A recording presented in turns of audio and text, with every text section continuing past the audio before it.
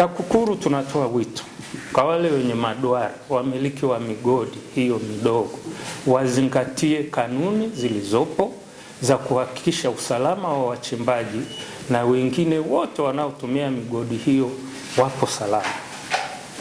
wapo salama. Na sisi tunapita tukifuatilia pale ambapo tutaambiwa au tutaona kwamba kuna tatizo, basi tutachukua hatua stahiki. Uzuiaji rushwa. Ufuatiliaji wa matumizi ya fedha ya utekelezaji wa miradi ya maendeleo umewezesha TAKUKURU kuokoa vifaa vya ujenzi ambavyo ni nondo, vigae, vifaa vya umeme, vifaa vya maji, vyoo, gypsum board na rangi vyenye thamani ya shilingi milioni 51,752,600. Ufuatiliaji wa TAKUKURU ulibaini mzabuni alinunua vifaa hivyo pasipo kuwasilisha kwenye mradi. Hivyo TAKUKURU ilimtaka mzabuni awasilishe vifaa husika kwenye mradi huo ambao ulikuwa ni ujenzi wa vyumba vya nyumba za watumishi shule ya msingi Magongwa, halmashauri ya wilaya ya Msalala. Kwa ujumla, TAKUKURU umefuatilia matumizi ya fedha za utekelezaji wa miradi ya maendeleo miradi 18 yenye thamani ya shilingi bilioni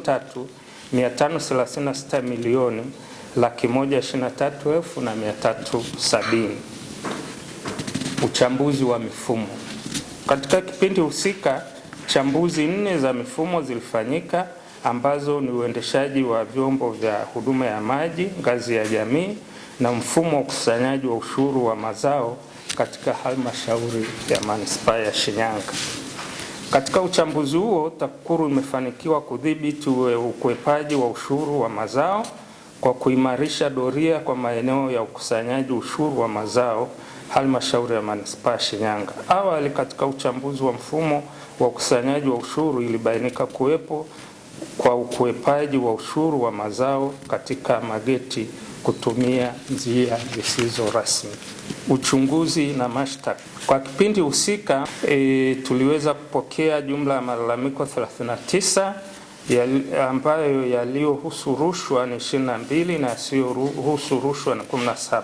Malalamiko yanayohusu rushwa uchunguzi wake unaendelea, na yale ambayo hayakuhusu rushwa yalitolewa maelekezo na wengine wameshauriwa, ikiwa ni pamoja na kuyahamishia katika idara nyingine.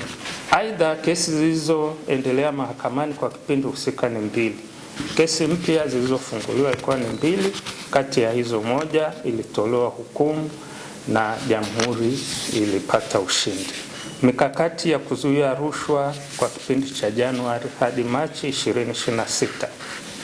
TAKUKURU itaendelea kutoa elimu juu ya madhara ya rushwa kwa jamii kwa njia mbalimbali, kuimarisha uwajibikaji katika taasisi za umma binafsi na kufanya chambuzi za mfumo wa utendaji, ufuatiliaji wa matumizi ya fedha za umma katika utekelezaji wa miradi ya maendeleo na kuimarisha ushirikiano na wadau mbalimbali katika mkoa wetu. Wito kwa wananchi wa mkoa wa Shinyanga. Natoa wito kwa taasisi zote za umma kutoa huduma kwa wananchi kwa kuzingatia misingi ya maadili.